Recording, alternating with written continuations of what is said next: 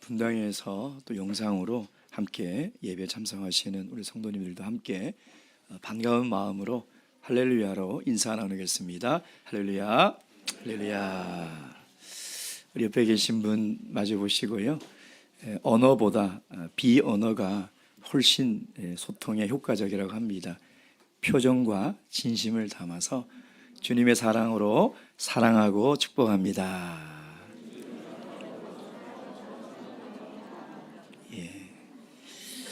오늘 주 안에서 행복한 안식일 되시길 주님의 이름으로 축원드립니다.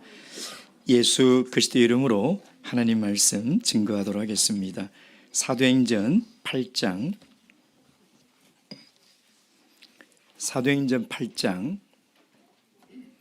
1절에서 4절까지 말씀입니다. 사도행전 8장 1절에서 4절까지 말씀입니다. 오늘 우리에게 주신 이 귀한 계시의 말씀을 통하여 우리 교회를 향하신 하나님의 뜻을 다 깨달을 수 있도록 우리에게 주신 말씀으로 믿고 이 말씀 저와 함께 교독하겠습니다. 제가 1절부터 읽겠습니다. 사울이 그의 죽임당함을 마땅히 여기더라. 그날에 예루살렘에 있는 교회에 큰 핍박이 나서 사도 외에는 다 유대와 사마리아와 모든 땅으로 흩어지니라.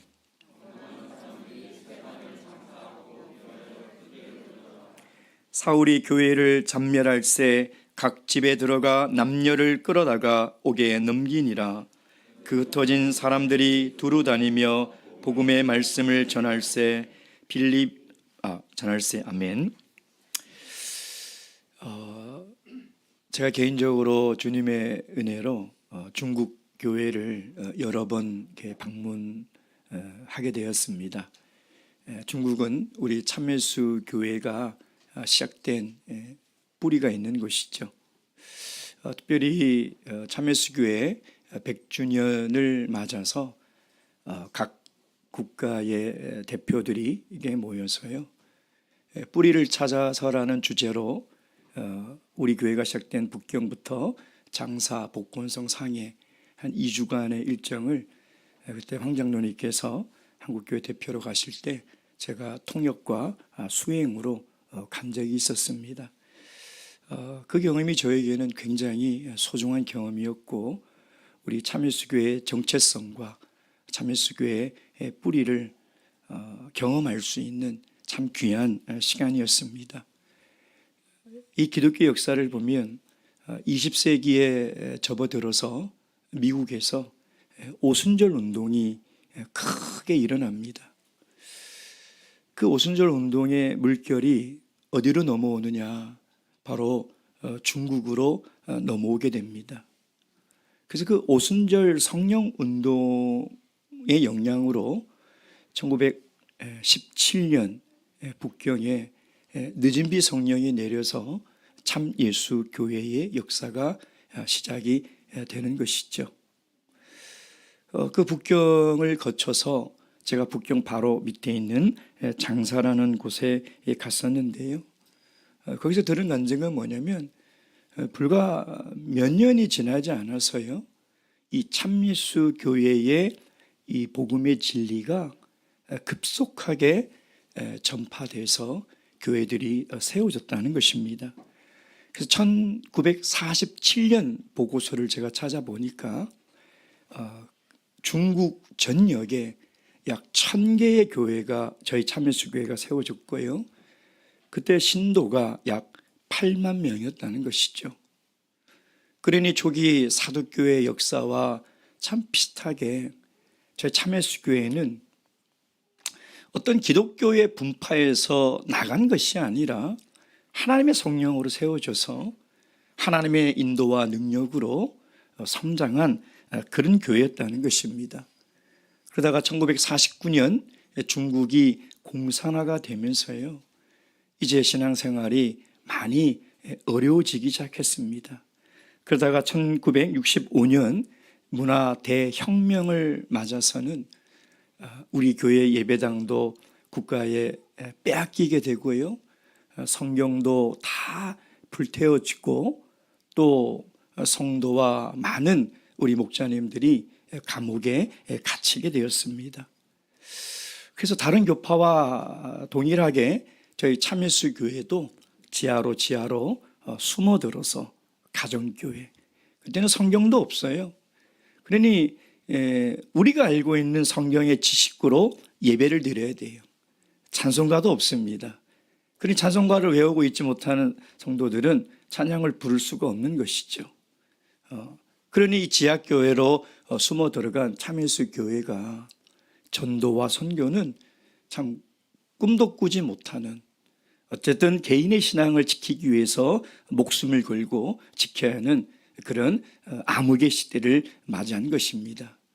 근데 놀라운 것은요, 하나님께서 이미 이 참예수교의 복음의 진리의 씨앗을 대만으로 건너가게 하셔서요, 중국에서 시작됐지만 중국이 공산화가 되어 신앙의 자유가 다 빼앗겨 버리자 대만이 중심이 돼서 대만에서부터 동남아시아, 유럽, 남미, 아프리카로 참예수교의 복음이 퍼져나가기 시작했다는 것입니다.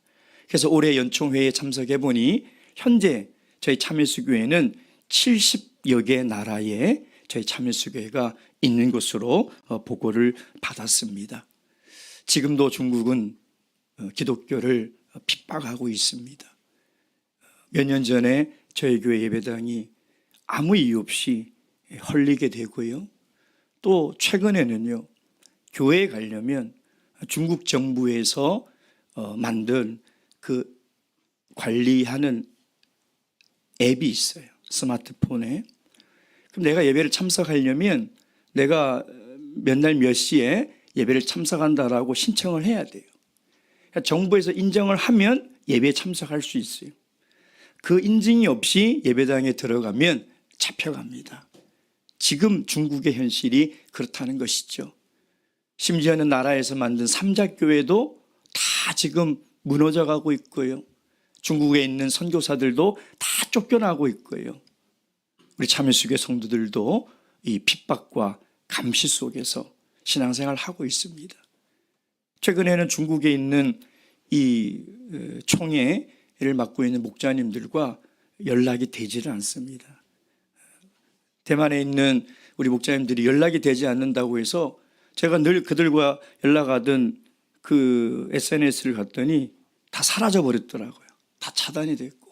왜 그런가 봤더니 연락을 할 수가 없다는 것이죠.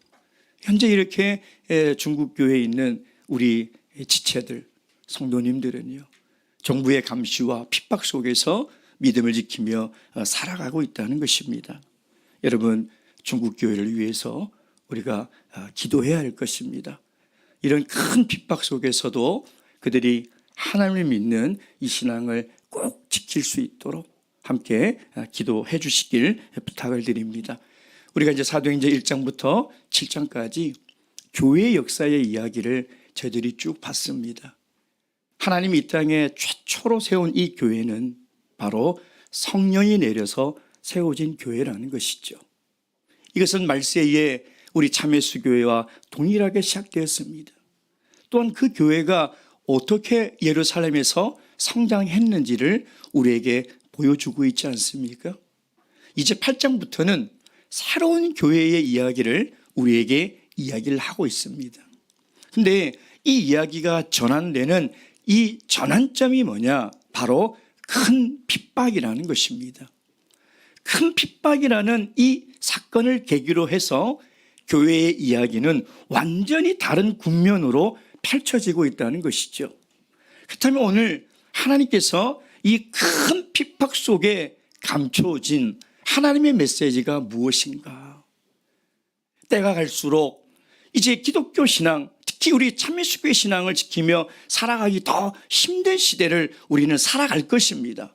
우리 때가 그렇지 않더라도 우리 자녀 때, 우리 후손 때는 정말 믿음을 지키기 힘든 시대를 분명히 살아가게 될 것입니다. 그것이 어떤 형태의 핍박이든 어떤 형태의 환난이든 반드시 불어닥친다는 것이죠. 오늘 그 큰 핍박을 통해서 하나님께서 이 시대의 참교회에 주시는 하나님의 메시지가 무엇인지를 다 깨달아 하나님께서 우리에게 주신 이 귀한 믿음을 끝까지 지킬 수 있는 저와 여러분이 되기를 주님의 이름으로 축원드립니다. 첫째, 이 핍박의 원인이 무엇인지 우리가 알아야 합니다. 1절 말씀 보시겠습니다. 1절 다 함께 읽겠습니다. 시작. 사울이 그의 죽임을 당함을 마땅히 여기더라. 그날에 예루살렘에 있는 교회에 큰 핍박이 나서 사도 외에는 다 유대와 사마리아와 모든 땅으로 흩어지니라. 여기서 그날이라는 것은 스데반이 돌에 맞아 순교한 그 날입니다. 스데반의 죽음은 한 사람의 죽음으로 끝나지 않았다는 것이죠. 한 사람의 죽음으로 끝나는 사건이 아니라 이것은 마귀가 대대적으로 교회를 공격하겠다는 바로 신호탄이었다는 것입니다. 스데반의 죽음으로 말미암아 교회에 큰 핍박이 풀어닥쳤다는 거예요. 오늘 누가는 핍박이 아니라 큰 핍박이라고 이야기하고 있으며 그 핍박이 얼마나 셌으면 사도들 외에는, 그러니 약 수만 명이 되는 성도들 가운데 그 10명 안 되는 이 사도들을 제외하고는 다 유대와 사마리아의 모든 땅으로 흩어졌다는 거예요. 여러분, 여기서 큰 핍박이라는 이 단어를 메가스라는 원어를 쓰고 있는데요, 이것은 100만 배라는 뜻을 가진 영어의 메가의 어근이 됩니다. 즉 지금 사도교회에 불어닥친 이 핍박은 메가톤급 핍박이라는 거예요. 무시무시한 핍박이라는 것이죠. 그러면 왜 사도교회가 이런 핍박을 받아야 됐습니까? 여러분, 스데반이 왜 돌에 맞아 순교해야 되며, 왜 이 사도교회가 이렇게 잔인하고 난폭하고 이렇게 포악한 핍박을 받아야 했냐 이 말이에요. 그 이유가 무엇일까요? 복음서에 보면 하나님이신 예수님께서 육신의 몸으로 이 땅에 내려오지 않으셨습니까? 아니, 하늘의 영광의 보좌를 다 내려두시고 이 비천한 피조물인 인간의 몸으로 이 땅에 내려오신 그 이유가 뭐냐 이 말이에요. 빌립보서 2장 6절 말씀 보겠습니다. 빌립보서 2장 6절 말씀.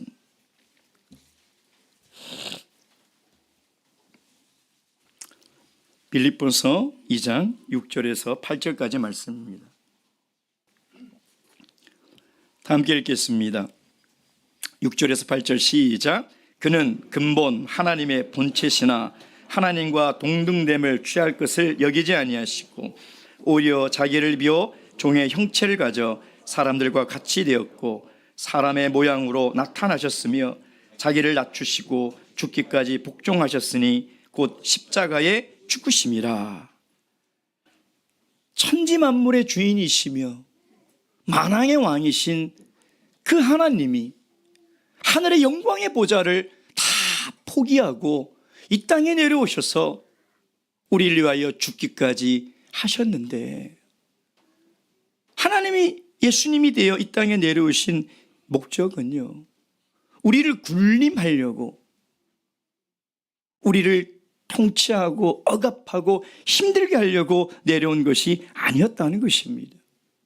꼭 크리스찬이 아니라도요, 세계 역사를 보면 예수님처럼 사람들에게 선을 행하며 사신 분은 없었습니다.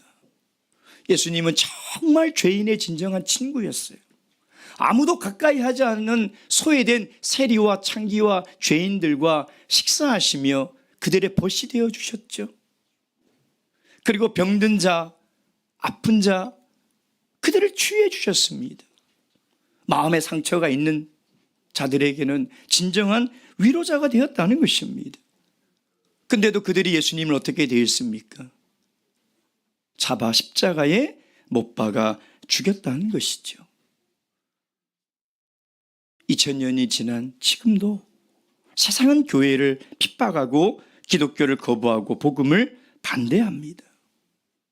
어떤 분이 이제 교회를 나가려고 했더니요, 그 아버지가 노발대발하면서 내 눈에 흙이 들어가기 전에 너 교회 못 나간다. 만약 내가 예수 믿고 교회 나가면 가족의 인연을 끊어버리겠다라고 협박하더라는 거예요. 또 어떤 자매님이 신앙생활을 하려고 예수를 믿고 교회 나가려고 했더니 남편이 당신이 만약에 교회를 나가는 순간 그 순간부터는 나와 이제 남남이 될 것이다. 그러려면 나가라. 이렇게 이야기를 하더라는 것입니다. 여러분, 왜 이런 핍박이 2000년 전이나 지금이나 동일하게 있는 것일까요? 핍박의 원인이 무엇입니까? 그것은 영적인 전쟁의 표출이라는 것입니다. 왜 교회가 핍박을 받고 왜 그리스도인이 박해를 받느냐? 그것은 영적 전쟁이라는 것입니다. 에베소서 6장 12절 말씀 보도록 하겠습니다. 에베소서 6장 12절 말씀.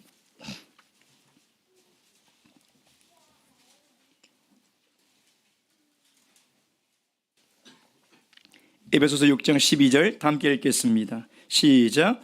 우리의 씨름은 혈과 육에 대한 것이 아니요 정사와 군세와 이 어둠의 세상 주관자들과 하늘에 있는 악의 영들에게 대함이라. 아멘. 1절에 보면 교회에 큰 핍박이 나서 사도행전 8장 1절에 그렇게 되어 있죠. 교회라는 것은 에클레시아, 즉 죄악된 세상 속에서 하나님께서 불러낸 사람들의 모임이라는 것이죠. 다시 얘기하면 마귀의 포로가 되었던 자들을 하나님이 구원해내셨다는 거예요. 그러니 마귀의 입장에서는 어떻습니까? 내 포로였는데, 죄의 포로였는데 예수 그리스도가 이들을 구원하여 나가게 했으니 가만히 있을 리가 없다는 거예요. 그래서 마귀는 자신의 포로였던 사람들이 예수께로 다 돌아갈 때 절대 가만히 있지 않습니다. 교회를 핍박하고 교회 믿는 사람을 핍박하고 힘들게 한다는 것이죠. 여러분, 그럴 때 우리는 어떻게 해야 됩니까? 에베소서 6장 우리 13절부터 18절까지 제가 읽도록 하겠습니다. 그러므로 하나님의 전신갑주를 취하라. 이는 악한 날에 너희가 능히 대적하고 모든 일을 행한 후에 서기 위함이라. 여기까지만 읽겠습니다. 사랑하는 성도 여러분, 전신갑주를 입어야 합니다. 말씀으로, 기도로 무장해야 돼요. 지금 영적 전쟁은 눈에 보이지 않지만 눈에 보이는 전쟁보다 치열하고 잔인하며 무섭습니다. 앞으로 점점 때가 가까워질수록 마귀는 대대적인 큰 핍박을 우리 모든 믿는 자들에게 가할 것입니다. 사랑하는 성도 여러분, 근신하십시오. 깨어 있으십시오. 그래서 각자의 믿음을 돌아봐야 됩니다. 내가 마귀가 공격해 올 때 내 믿음을 지킬 수 있는 준비가 되어 있는지, 우리 가정에 마귀가 핍박하고 공격할 때 우리 가정의 신앙을 지킬 수 있는 방비가 되어 있는지 여러분 돌아봐야 됩니다. 지금은 전시 상태입니다. 평안한 상태가 아니에요. 마귀는 어떻게든지 한 사람이라도 더 무너뜨리고 한 사람이라도 더 믿음에서 떠나기를 바라는 것이 마귀의 목적이라는 것이죠. 바라옵기는 때가 악할수록 하나님의 전신갑주로 무장하셔서 영적 전쟁에서 다 승리하시는 귀한 저와 여러분이 되기를 주님의 이름으로 축원드립니다.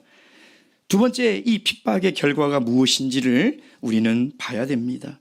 다시 우리 사도행전 8장 4절 말씀 보도록 하겠습니다. 8장 4절 다 함께 읽겠습니다. 4절 시작.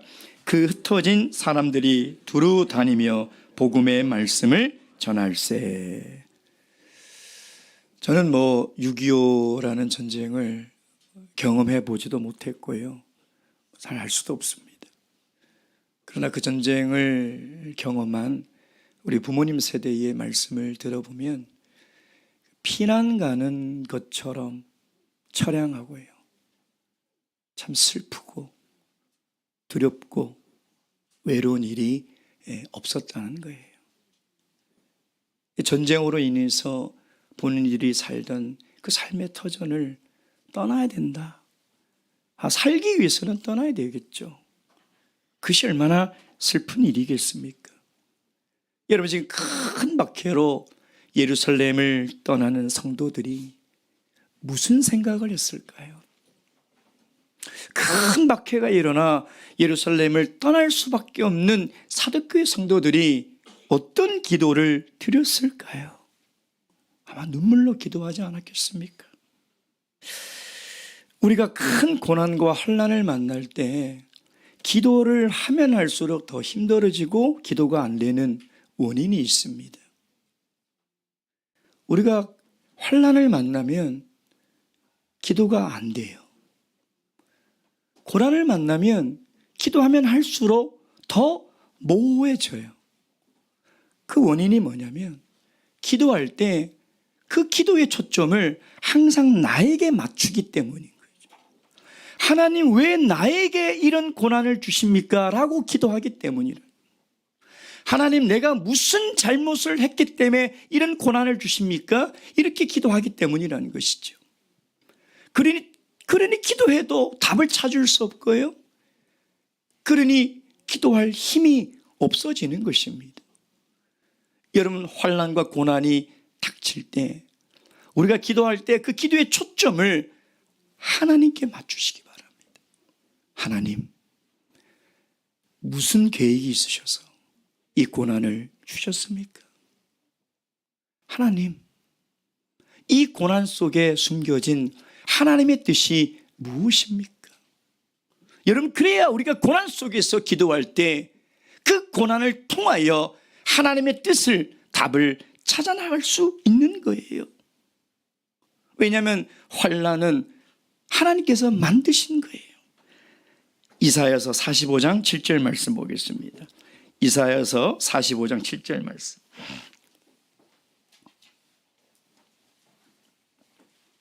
이사야서 45장 7절 말씀. 45장 7절 말씀. 다 함께 읽도록 하겠습니다. 시작. 나는 빛도 짓고 어둠도 창조하며 나는 평안도 짓고 환난도 창조하나니 나는 여호와라. 이 모든 일을 행하는 자니라 하였노라. 아멘. 하나님은 환난도 만드십니다. 하나님은 고난과 핍박도 만드셔서 우리에게 보내신다는 거예요.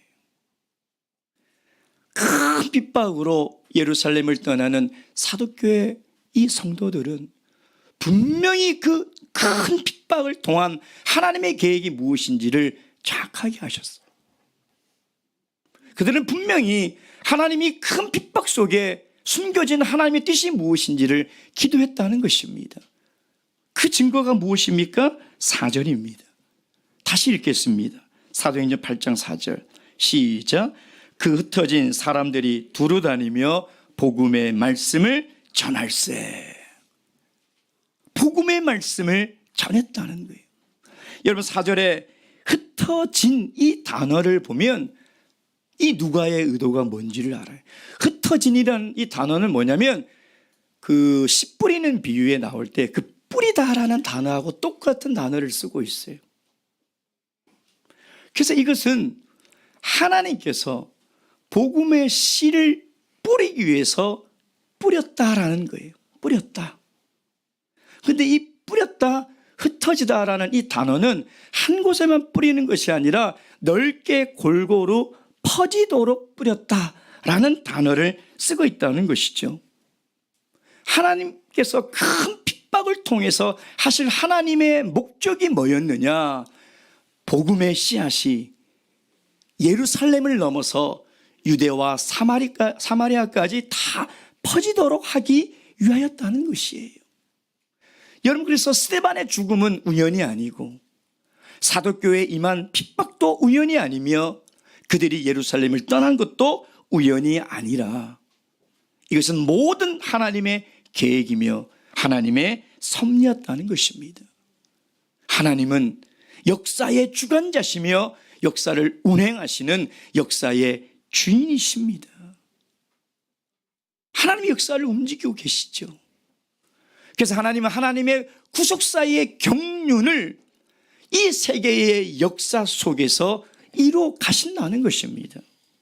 큰 핍박 때문에 이 성도들이 다 사방으로 흩어졌지만 그들이 흩어진 건 살기 위해서 흩어진 것이 아니라는 거예요. 그들이 지금 흩어진 것은 피난을 가는 것이 아닙니다. 여러분, 하나님의 이 섭리와 경륜의 관점으로 보지 않으면 이 사도교회 성도들이 불쌍해 보이죠. 아이고 어떡해, 신앙생활 잘하다가 왜 이렇게 큰 핍박을 만나서 집도 버리고 밭도 버리고 고향도 버리고 이렇게 피난을 가야 되나? 아이고 이게 사도교회는 이제 어떻게 하나? 이렇게 보이겠죠. 그러나 하나님의 경륜의 눈으로 본다면 하나님은 이들의 흩어짐을 통하여 하나님의 복음의 씨가 퍼져나가고 하나님의 복음의 씨가 뿌려지는 것이 하나님의 계획이라는 것이죠. 여러분 가만히 보세요. 마귀는 큰 핍박으로 공격을 하지 않았습니까? 근데 하나님은 그 큰 핍박을 어떻게 만드셨습니까? 그들은 교회를 다 죽이려고 핍박했는데, 복음을 차단하려고 핍박했는데, 오히려 그들의 핍박을 통해서 복음은 전파되기 시작했다. 오히려 그들의 핍박이 있었기에 그들이 예루살렘에 안주하지 않고 이 복음은 퍼져나갔다는 것입니다. 여러분 사도행전 1장 8절, 사도행전 1장 8절 제가 읽겠습니다. 오직 성령이 너희에게 임하시면 너희가 권능을 받고 예루살렘과 온 유대와 사마리아와 땅끝까지 이르러 내 증인이 되리라. 이건 예수님의 약속입니다. 여러분 이것이 그 당시 이 이야기를 듣는 제자들은 이게 무슨 얘기인지도 몰랐고 이것이 과연 가능한 일인가? 거의 가능성은 제로에 가까울 정도였을 거예요. 여러분 2000년 전 이 갈릴리에서 시작된 이 예수라는 사람이 전한 이 복음이 어떻게 전 세계에 다 퍼질 수 있을까요? 우리 인간의 생각으로 하면 도저히 불가능한 일이라는 거예요. 근데 이 약속이 어떻게 이루어지는지를 보여주는 것이 바로 사도행전의 이야기라는 거예요. 어떻게 복음이 예루살렘을 넘어 유대와 사마리아와 땅끝까지 갈 수 있는지를 보여주는 것이, 이 약속이 어떻게 성취되는지를 우리에게 보여주는 것이 사도행전의 이야기라는 거예요. 이것이 어떻게 이루어집니까? 하나님의 계획과 하나님의 방법으로 이루어진다는 거예요. 인간의 어떠한 노력도 아니라, 인간이 어떻게 계획을 세워서 이 일을 가능하게 합니까? 인간의 지혜로, 인간의 노력으로는 불가능한 일이라는 거예요. 여러분, 하나님은 우리가 도저히 이해할 수 없는 일들을 만나게 합니다. 왜 잘 성장하고 있는 교회에 큰 핍박을 허락하셨냐 이 말이에요. 그들이 무슨 신앙생활을 소홀하게 했나요? 교회 역사에 사도교회처럼 건강한 교회가 세상에 어디 있습니까? 그들 날마다 모이게 힘쓰고 한 마음이 되어 정말 한 가족처럼 목숨을 걸고 복음을 전하던 교회입니다. 지금 이런 교회가 세상에 어디 있습니까? 그런 교회에 축복을 해줘도 못할 만정 왜 하나님이 핍박을 주냐 이 말이에요. 우리는 그 뜻을 알 수가 없어요. 어떻게 알겠습니까? 여러분, 우리가 신앙생활을 잘해도요, 고난과 핍박을 만납니다. 우리 교회가 열심히 하나님을 섬기고 신앙생활을 해도 큰 환난이 옵니다. 몰라요, 왜 그런지. 그러나 우리가 분명히 알 수 있는 것은 하나님은 그 핍박을 통하여 하나님의 뜻을 이루어 가신다는 거예요. 우리는 이해할 수도 없고 우리는 받아들일 수도 없는 일이지만 하나님은 그렇게 복음을 예루살렘을 넘어 유대와 사마리아까지 전하게 하신다는 것이죠. 여러분, 그래서 이 사도교회 이야기가 1장부터 7장까지 마무리를 짓고 이제 8장부터는 완전히 새로운 국면으로 전환이 된다고 말씀을 드렸죠. 무슨 말이냐? 이 기독교라는 이 종교는 한 지역에 국한된 종교가 아니라, 한 민족과 한 나라에 국한된 종교가 아니라 전 세계의 종교라는 거예요. 교회는 한 지역에 있는 교회가 아니라, 한 민족의 종교가 아니라 모든 만민이 믿어야 될 전 세계의 교회라는 것을 지금 누가는 우리에게 이야기를 하고 있다는 것입니다. 사랑하는 성도 여러분, 큰 핍박을 받아 예루살렘을 떠나는 이 성도들이 무슨 마음의 여유가 있었겠습니까? 그러나 그들은 분명히 이 큰 핍박 속에 하나님의 뜻이 무엇인지를 알았기 때문에 그들은 복음을 전했다는 것입니다.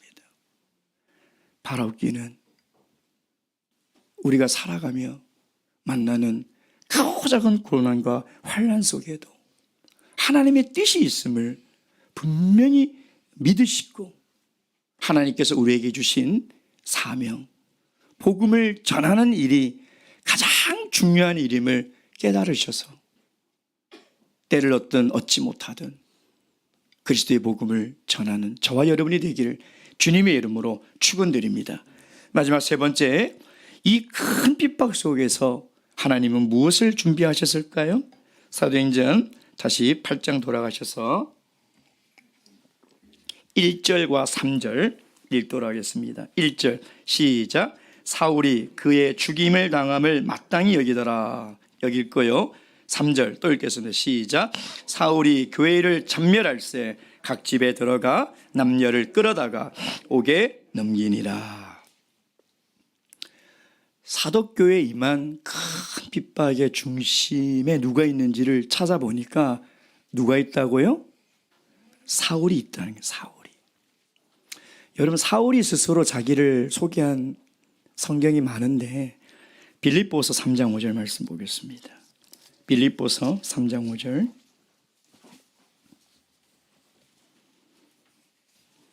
빌립보서 3장 5절 말씀. 5절, 3장 5절 다 함께 읽겠습니다. 시작. 내가 8일 만에 할례를 받고 이스라엘의 족속이요 베냐민의 지파요 히브리인 중에 히브리인이요 율법으로는 바리새인이요.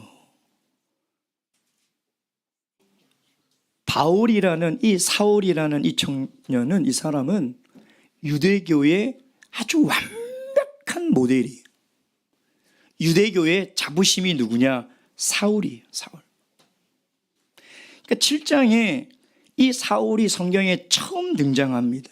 우리가 저번 시간에 이 스데반이 주인공이었기 때문에 사울에 대해서 우리가 자세히 알아볼 수는 없었지만 한 구절이 있었죠. 7장 58절. 돌로 칠세 증인들이 옷을 벗어 사울이라는 청년의 발 앞에 두니라. 이게 첫 등장의 장면인데, 증인들이 사울의 발 앞에 뒀다는 것은 뭐냐면 사울이 주동자였다는 거예요. 그러니까 지금 누가는 뭐냐면 의도적으로 바울이 사울이었을 때 어떤 사람이었는지를 우리에게 소개하고 있는 것이죠. 다시 얘기하면 이 사울은 스데반을 죽이는데 앞장서서 주동적으로 했던 사람이라는 거예요. 뿐만 아니라 1절에 뭐라고 되어 있습니까? 사울이 그의 죽임당함을 마땅히 여기더라. 그 큰 핍박의 주동자가 누구냐면 사울이었어요. 그 큰 핍박의 중심에 있던 사람이 사울이었다는 거예요. 여러분, 그런데 우리가 교회 역사에 가장 위대한 신학자며 가장 위대한 선교사며 가장 위대한 목회자가 바울 사도라는 것을 여기에 이의를 댈 사람은 아무도 없지 않습니까? 누가 이것을 부정할 수 있겠습니까? 바울 사도에게 임한 하나님의 은혜가 얼마나 큽니까? 그리고 그가 복음을 위해서 그가 어떠한 삶을 살았는지는 우리는 다 알고 있습니다. 근데 우리가 처음 성경을 통해서 만나는 이 바울의 모습은 교회와 복음에 대해서 어마어마한 증오와 적개심과 미움이 가득 차 있던 사람이었다는 거예요. 오직했으면 3절 말씀 보세요. 사도행전 8장 3절. 사울이 교회를 잔멸할세. 교회를 이 땅에서 씨를 말려버리겠다는, 씨를 말려. 잔멸할세라는 이 단어를 그대로 직역하면 그가 교회를 파괴하기 시작했다, 이런 뜻이에요. 그래서 어떤 신학자는 시편에 있는 말씀을 인용했어요. 마치 야생 멧돼지가 이제 수확을 앞둔 그 포도원을 들어가서 그냥 마구 짓밟아 버린 그 장면을 가지고 이 잔멸할세를 설명하고 있어요. 여러분 상상해 보세요. 정말 빨갛게 익은 이 포도원이, 포도가 낮게 열리잖아요. 포도원에 야생 멧돼지들이 들어와서 다 짓밟아 버렸어요. 그 포도원이 다 핏빛으로 변하지 않았겠어요? 포도나무 가지는 다 부러져서 땅에 다 널그러진 그런 폐허가 되었을 거예요. 사울이 그랬다는 거예요. 사울이 교회를 그렇게 핍박했다는 것이죠. 여러분 전생에 의하면 바울 사도는 예수님과 같은 해에 태어났다고 합니다. 그는 소아시아 다소라는 곳에서 태어나서 다소의 사울이라는 별명을 가지고 있습니다. 아버지가 로마 시민권을 가지고 있는 사업가였어요. 그러다 보니까 자연스럽게 바울 사도도 로마 시민권을 가지게 되었죠. 다소라는 지역은 당시 소아시아 지역에서 가장 부유한 도시예요. 아테네나 알렉산드리아에 있는 대학보다 훨씬 큰 대학이 있던 곳이 어디냐면 바로 다소예요. 사울은요 13살 때 이미 모든 율법을 다 마스터해서 예루살렘으로 유학을 갔어요. 당대 최고 신학자인 가말리엘의 제자가 되어서요 13세 때 율법을 배우기 시작한 거예요. 그래서 그 당시 예루살렘에 있는 모든 사람들은 바울 사도를 모르는 사람이 없을 정도로 유명한 사람이었다는 거예요. 여러분 누가는 사울이 유대교 지도자들의 불법적인 행위를 주도하고 마땅히 여겼을 만큼, 교회를 잔멸할 만큼 철저한 유대교주의자예요. 8일 만에 할례를 하고요, 베냐민 지파이며 이스라엘 족속이고 율법에 완전한 바리새인이었다는 것이죠. 그러나 그가 이 교회를 핍박하려고 다메섹으로 가던 도중 부활하신 예수 그리스도를 만나고 예수를 위해 살고 예수를 위해서 죽었던 사람으로 변화되지 않았습니까? 여러분 어떻게 이런 일이 가능하냐 이 말이에요. 여러분 하나님은 그 큰 핍박 속에서도요 하나님의 뜻을 이루기 위하여 하나님의 사람을 준비하고 있다는 거예요. 여러분 그 당시 사울이 알았겠습니까? 그 증인들의 옷을 맡아서 서 있는 이 사울이 야 내가 앞으로 하나님의 일꾼이 되겠다 알았겠습니까? 사도들이 알았겠습니까? 성도들이 알았겠습니까? 누가 알았겠습니까? 꿈에도 몰랐을 일입니다. 근데 하나님은 그 큰 핍박 속에서 하나님의 사람을 준비하고 있었다는 것이죠. 여러분 예수님이 정말 부활하지 않으셨다면, 예수님이 진정한 인류의 구원자가 아니었다면 어떻게 바울이 이렇게 변할 수 있냐 이 말이에요. 어떻게 복음을 핍박하던 자가 복음을 전하는 자가 될 수 있었다 이 말이에요. 사도행전에 기록된 이 모든 이야기는 역사적 사실이라는 것입니다. 예수님은 부활하셨습니다. 그리고 바울 사도를 만나셨다는 거예요. 그것이 변화된 바울을 통해서 성경은 우리에게 이야기를 하고 있다는 것이죠. 부활하신 예수님은 승천하셔서 이 땅의 성령으로 교회를 세우시고 지금도 그 교회를 통하여 하나님의 구원의 계획을 이루어 가고 있다는 것입니다. 사랑하는 성도 여러분, 세상이 교회를 향하여 어떤 핍박과 어떤 환난으로 공격해와도 하나님은 반드시 교회와 성도들을 지켜주신다는 것을 꼭 믿으시고 우리에게 주신 사명을 끝까지 다 감당하는 참예수 교회가 되기를 주님의 이름으로 축원드립니다. 묵도하시겠습니다.